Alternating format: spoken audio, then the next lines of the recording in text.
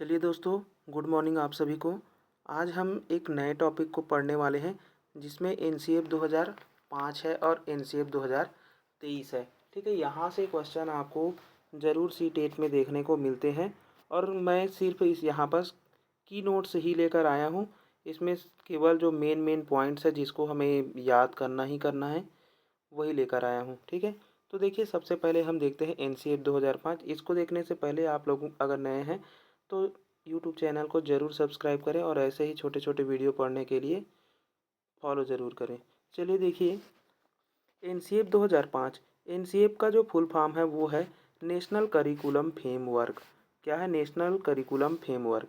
Introduction क्या है, यानी कि इसका जो प्रश्न मतलब इसका जो सार है वो क्या निकलता है कि एनसीएफ 2005 एक नेशनल लेवल गाइडलाइंस डॉक्यूमेंट है।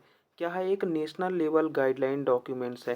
ठीक है, जो कि स्कूल एजुकेशन के पाठ्यक्रम और शिक्षण अधिक्रम के बारे में बताता है। ठीक है, अब देखिए एनसीएफ 2005 तो ठीक है, इससे पहले और कितने एनसीएफ आए हैं? तो इससे पहले 3 और एनसीएफ थे। ठीक है, जिस जैसे कि फर्स्ट एनसीएफ है 1975 में आया था।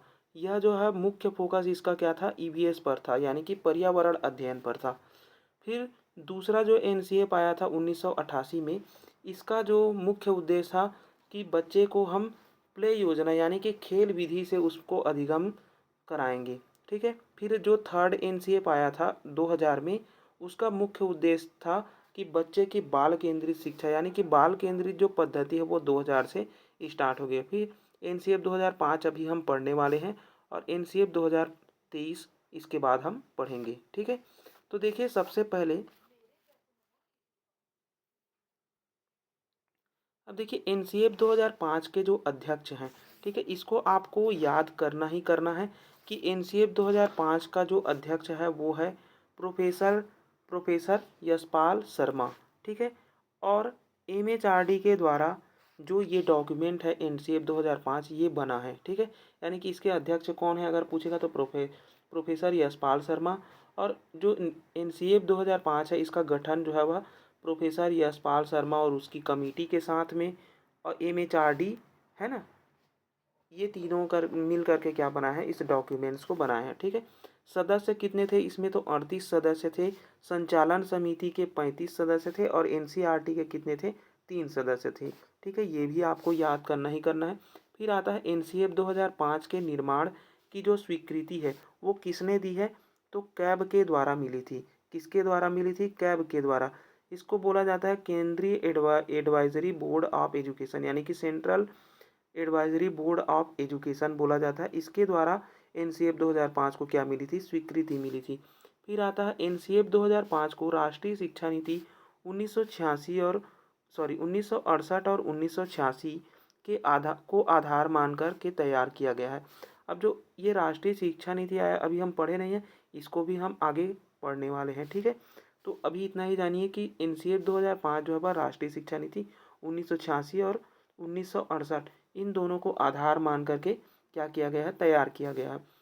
एनसीएफ 2005 में जो 3 भाषा सूत्र है वो कैसी चलती है? तो देखिए इसमें एक स्थानीय भाषा होती है, यानी कि अगर किसी क्षेत्र में अगर हम पढ़ा रहे हैं बच्चे को, किसी राज्य में पढ़ा रहे हैं तो राज्य का एक क्षेत्र भाषा होगा, चाहे कोई सा भी राज्य रहे। ठीक है, और एक हिंदी होगा जिसे हम राजभाषा कहते हैं और एक अंतर्राष्ट्रीय लैंग्वेज होगी इंग्लिश। ठीक है, तो इस प्रकार से एक क्या है? एक क्षेत्रीय भाषा है, हिंदी है और इंग्लिश। ये 3 भाषा सूत्र को लागू किया गया है। ठीक है, चलिए अब देखते हैं एनसीएफ 2005 के 5 मार्गदर्शी सिद्धांत थे। ये भर भर के इसका क्वेश्चन जो है वह पूछा जाता है। ठीक है, 5 मार्गदर्शी सिद्धांत क्या क्या है? ज्ञान को स्कूल के बाहरी जीवन से जोड़ना, यानी कि बच्चे को ऐसी शिक्षा देना जो उसके काम आए, यानी कि केवल हमें बच्चे को पुस्तकीय ज्ञान नहीं देना है बल्कि उसको बाहरी ज्ञान के साथ में क्या करना है? जोड़ना सिखाना है। ठीक है, रटने के बजाय समझने पर जोर देना है। बच्चे को हमें पाठ्य पुस्तक को रटवाना नहीं है बल्कि समझाना है। क्या कराना है? समझाना है। ठीक है, बालकों का चहुमुखी विकास करना, यानी कि बालक का 360 डिग्री हमें क्या करना है? डेवलपमेंट करना है, सभी पक्षों का विकास करना, वही कहलाता है चहुमुखी विकास। ठीक है, अब जो मैं 360 डिग्री कह रहा हूँ ये जो है वह एनसीएफ कहाँ से आया है? तो एनसीएफ 2023 से आया है, ठीक है। 23 में इसका जिक्र है और 1986 के जो एनईपी है उसमें भी जिक्र है, ठीक है। पाठ्यक्रम को लचीला बनाना इसका चौथा उद्देश्य है, यानी कि जो पाठ्यक्रम है उसको बोझिल नहीं बनाना है बल्कि लचीला बनाना है, बच्चे उसको पढ़े समझे और आनंद ले, है ना। ऐसा हमें क्या अलग बनाना है, पाठ्यक्रम को बनाना है, ठीक है। लोकतांत्रिक देश प्रेम की भावना का विकास होगा कि देखिए इतना सब चीज़ होगा तो बच्चे में क्या होना चाहिए, लोकतांत्रिक देश प्रेम की भावना का हम विकास कर पाएँ। इसीलिए हम क्या कर रहे हैं, ये जो सिद्धांत है इसके अकॉर्डिंग हम एनसीएफ को बनाए हुए हैं, यानी कि ये जो एनसीएफ बना है उसको बनाया गया है, ठीक है। अब जो एनसीएफ 2005 है इसमें इंक्लूसिव एजुकेशन की बात की गई है। इंक्लूसिव एजुकेशन को बोलते हैं समावेशी शिक्षा, ठीक है। समावेशी शिक्षा बोला जाता है। अब देखिए समावेशी शिक्षा होता क्या है, तो समावेशी शिक्षा कहने का मतलब है जो निचले स्तर में जो लोग हैं, है ना, जैसे कि एसटी एससी ओबीसी और बहुत सारे और कैटेगरी के आते हैं, तो उन सभी को बिना भेदभाव जाति धर्म लिंग समुदाय को उनको न देख करके हम उसको क्या देंगे, समान शिक्षा देंगे। वही क्या कहलाता है, समावेशी यानी कि इंक्लूसिव एजुकेशन कहलाता है, ठीक है। अब देखते हैं एनसीएफ 2005 का जो की पॉइंट है, यानी कि किस किस चीज़ पर एनसीएफ 2005 जो है वह फोकस करता है ना। तो सबसे पहली फोकस करता है वो चाइल्ड सेंटर्ड पर, यानी कि बाल केंद्रित शिक्षा पद्धति पर। फिर आता है लर्निंग विदाउट बर्डन, यानी कि सीखने को ऐसा बनाना है कि बच्चे को बोझ न लगे, है ना।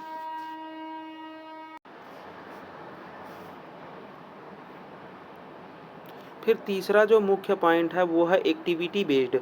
एक्टिविटी बेस्ड यानी कि हमें बच्चे को कर कर के उसको एक्टिविटी के माध्यम से सिखाना है। बच्चा जो है किसी पाठ को सीख रहा है तो उस पाठ को वो करे और सीखे, है ना, इस पर जोर दिया जाता है। टीचर एज अ फैसिलिटेटर, यानी कि जो टीचर है वो सहायक का काम करेगा, मार्गदर्शक गाइड का काम कर सकता है, यानी कि वो एक क्या करेगा, एक सहायक होगा बच्चे के सीखने के लिए, ना कि उसको निर्देश देगा, ठीक है। यानी कि बच्चे को इंस्ट्रक्शन नहीं देगा, इंस्ट्रक्शन देगा मतलब कि वो निगेटिव पॉइंट हो जाएगा। तो क्या करेगा, वो उसको गाइड करेगा, मोटिवेट करेगा, है ना, फैसिलिटेट करेगा, ये सब करेगा। लर्निंग बाय डूइंग की बात करता है। लर्निंग बाय डूइंग किसने कहा है, तो जॉन डीवी ने कहा है, ठीक है। लर्निंग बाय डूइंग जो है वो किसने कहा था, जॉन डीवी ने कहा था, ठीक है। तो हमें बच्चे को करके सिखाना है ना, बच्चा करके सीखे, यही तो एनसीएफ 2005 कह रहा है, ठीक है। तो ये उसके की पॉइंट्स है और इसी से प्रश्न जो है वह बहुत सारे बने हुए हैं, ठीक है। चलिए अब हम देखते हैं एनसीएफ 2023 को। चलिए देखिए एनसीएफ 2023 को।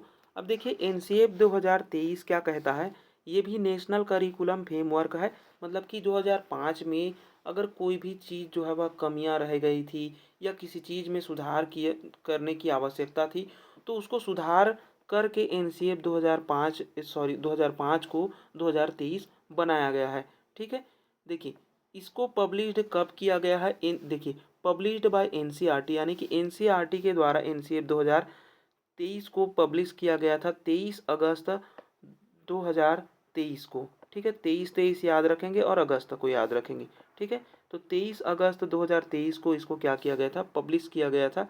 किसके द्वारा, ये पूछा जा सकता है, एनसीईआरटी के द्वारा, ठीक है।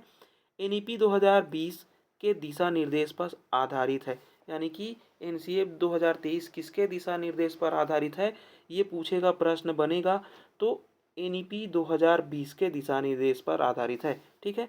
अब जो एनसीएफ है इसमें कहाँ से कहाँ तक की शिक्षा की बात की गई है, तो 3 से लेकर के 18 वर्ष तक के बच्चों की शिक्षा की बात की गई है। कहाँ से, 3 से लेकर के 18 वर्ष तक के बच्चों के लिए कहा गया, ठीक है। और कैसी शिक्षा देना है बच्चों को, तो एकीकृत पाठ्यक्रम के माध्यम से देना है, यानी कि बच्चे को एकीकृत तरीके से हमें पढ़ाना है। इसके अध्यक्ष कौन थे, तो डॉक्टर के कस्तूरी रंगन थे। 12 सदस्यीय राष्ट्रीय संचालन समिति बनाई गई थी, ठीक है, याद रखेंगे। अब देखते हैं इम्पोर्टेंट पॉइंट्स क्या क्या है इसमें इंक्लूड किए गए हैं, वो देखते हैं, ठीक है। तो देखिए इसके जो इम्पोर्टेंट पॉइंट्स है, लैंग्वेज लर्निंग की बात की गई है, भाषा अधिगम। भाषा अधिगम कैसी होनी चाहिए, तो देखिए कक्षा 9वीं और 10वीं में 3 भाषा सिखाई जाएगी। यानी कि अगर कोई बच्चा जो है वह कक्षा 9वीं 10वीं में पढ़ रहा है, तो उसको कम से कम 3 लैंग्वेजेस लेनी ही होगी। जिसमें से 2 लैंग्वेज क्या होंगी उसकी, उसकी मात मतलब कि देखिए 2 लैंग्वेज जो है वह क्या होनी चाहिए, एक तो क्षेत्रीय भाषा यानी कि मातृभाषा के अंतर्गत आनी चाहिए, ठीक है? और एक भाषा जो है वह क्या होनी चाहिए, एक फॉरेन लैंग्वेज होनी चाहिए, ठीक है? और कक्षा 11वीं 12वीं में 2 भाषा की बात की गई है, जिसमें एक भाषा जो है वह आपके मातृभाषा या मतलब देश की भाषा होनी चाहिए, और एक जो है वह क्या होनी चाहिए, विदेश यानी कि अंग्रेजी या कोई सी भी फॉरेन लैंग्वेज हो सकता है। यानी कि 2 भाषा में एक भाषा जो है वह भारत की होगी और एक भाषा जो है वह कहाँ की होगी, विदेश की होगी। ऐसे ही 9वीं 10वीं में 2 भाषा भारत की होगी, यानी कि एक क्षेत्रीय हो सकता है, एक हिंदी हो सकता है ना, और तीसरा जो होगा वो किसका होगा, इंग्लिश या फिर अदर जो लैंग्वेज हो सकता है ना। अब देखिए बोर्ड परीक्षा का मूल्यांकन कैसे होगा, इसके बारे में भी एनसीएफ 2023 में बताया गया कि एक अकादमिक वर्ष में 2 बार परीक्षा का अवसर दिया जाएगा। यानी कि अब अगर बच्चा जो है वह एनसीएफ 2023 के अनुसार अगर पढ़ेगा बच्चा, तो बच्चे को 9वीं 10वीं हो चाहे 11वीं 12वीं हो, उसको सेमेस्टर बेस्ड एग्ज़ाम देने होंगे। यानी कि जो 6-6 वर्ष में एग्ज़ाम होता है, वैसे ही कॉलेजेस में जो एग्ज़ाम होते हैं 6-6 वर्ष में, वैसे ही सेमेस्टर बेस्ड एग्ज़ाम जो है वह अब 9वीं से लेकर के 12वीं तक के बच्चों के लिए होंगे, ठीक है? इससे क्या होगा, तो इसका जो मेन उद्देश्य था 2 बार परीक्षा करने का, उसका मेन उद्देश्य है छात्रों को जो पुस्तकीय दबाव था, है ना? उसको कम करना था, ठीक है? अब देखिए अलाइनमेंट विद एनईपी 2020, यानी कि 2020 एनईपी है, उसके अलाइनमेंट में जो पुस्तकें हैं वो कैसी होनी चाहिए, पुस्तकें मोर कॉन्टेक्सचुअल होनी चाहिए। यानी कि पुस्तक जो है वह रटने जैसा नहीं होना चाहिए, बल्कि वो कैसा होना चाहिए, कॉन्सेप्ट से रिलेटेड होने चाहिए, कॉन्टेक्स्ट होने चाहिए यानी कि वास्तविक रूप में होने चाहिए, फ्यूचर ओरिएंटेड होने चाहिए यानी कि भविष्य को देखकर बने होने चाहिए, ठीक है? करंट कॉन्टेक्स्ट होने चाहिए, जो वर्तमान में जो चल रही है वो सारे चीज़ जो है वह पुस्तक में समावेश किए जाएंगे। रिलेवेंस होने चाहिए, वो परिवर्तनीय होने चाहिए, ठीक है, ऐसी बात की गई है। चौथा पॉइंट कहा गया है अनिवार्य और वैकल्पिक विषयों में परिवर्तन। यानी कि यहाँ पर कहा गया है कि बच्चा जो है वह किसी भी विषय को ले सकता है। कब ले सकता है, जब वह 11वीं से 12वीं में होगा। तो देखिए कक्षा 9वीं और 10वीं में 7 विषय बच्चे ले सकते हैं। कितने विषय, 7 विषय अनिवार्य रूप से लेना ही लेना है सभी बच्चों को, ठीक है? जिसमें से तो 3 आपके लैंग्वेजेस होंगे और 4 जो है वह अन्य सब्जेक्ट रहेंगे, ठीक है? इसी प्रकार जो 11वीं और 12वीं है, इसमें 6 सब्जेक्ट होंगे, जिसमें 2 आपके लैंग्वेज आ जाएंगे, और इसमें जो बाकी के जो 4 सब्जेक्ट और बच जाएंगे, उसमें से आप कोई सा भी सब्जेक्ट ले सकते हैं। आप अगर गणित पढ़ना चाहते हैं तो गणित ले सकते हैं, अगर आप गणित के साथ में बायो में इंटरेस्टेड हैं तो बायो ले सकते हैं, केमिस्ट्री लेना चाहते हैं, मतलब कि किसी भी विषय को आप स्वतंत्र रूप से चुन सकते हैं, ठीक है? उसी को क्या कहा गया है, मल्टी डिसिप्लिनरी कहा गया है, ठीक है, याद रखेंगे। चलिए अगला है 5वां पॉइंट।